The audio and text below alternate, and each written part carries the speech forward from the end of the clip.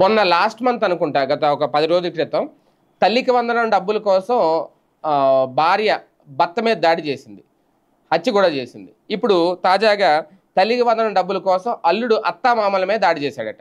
ఇది తాజాగా ఎక్కడ జరిగింది అంటే ఘంటసాల దగ్గర జరిగింది, కృష్ణా జిల్లా. తల్లికి వందనం డబ్బుల కోసం ఓ వ్యక్తి అత్తమామలపై కత్తితో దాడి చేశాడు. ఘంటసాల మండలం కొడాలి గ్రామంలో ఈ ఘటన చోటు చేసుకుంది.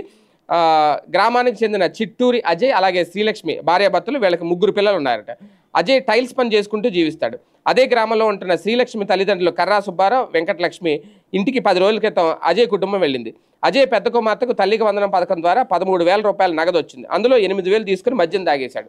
మిగిలిన 5,000 కావాలని భార్యతో తరచూ గొడవ పడుతున్నారు. దీంతో ఆమె 5,000 తన తల్లిదండ్రుల వద్ద దాచింది.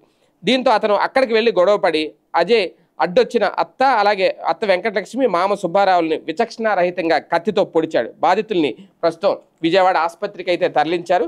అంటే ఇచ్చిన 13,000లో 8,000 ఆల్రెడీ తాగేశాడు, మద్యానికి బానిస అయిపోయి. ఇప్పుడు మళ్ళీ 5,000 రూపాయల కోసం అత్తనే మామని అడ్డొచ్చిన వాళ్ళందరినీ కత్తితో విచక్షణారహితంగా పడిచాడు. వీళ్ళు ముందే అన్నారు కదా, వైసీపీ వాళ్ళు విమర్శించారు కదా, తల్లికి వందనం డబ్బులు ఇస్తే రేపు పొద్దున్న మళ్ళీ ఆ భర్తలు దానికే పెడతారు, మందుకే పెడతారు అనేది. ఇప్పుడు అదే జరుగుతుంది.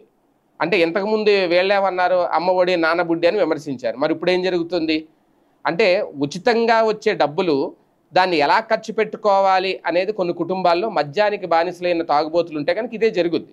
కాకపోతే దాన్ని ఆ డబ్బులు ఎలాగైనా వాళ్ళు వాడుకోవచ్చు అని అనుకుంటే దీన్ని కంట్రోల్ అయితే చేయలేరు. భార్యాభర్తల మధ్య గొడవలు, అత్తమామలు అల్లుడి మధ్య గొడవలు, చివరికి ఇవి తాగడం ఒక ఎత్తు అయితే వాళ్ళు ఇప్పుడు ఆసుపత్రిలో జాయిన్ అయ్యారు 2 కత్తులతో. ఎంత ఖర్చు అవుతుంది?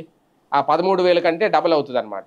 కాకపోతే లేనిపోని వివాదాలు. అలాగని సంక్షేమ పథకాలు ఇవ్వద్దని కాదు, నేరుగా చేతికి అంటే నగదు రూపంలో డబ్బులు ఇస్తూ ఉంటే ఎలాంటి వివాదాలు వస్తాయి అనడానికి ఇలాంటివి చాలా ఎగ్జాంపుల్స్.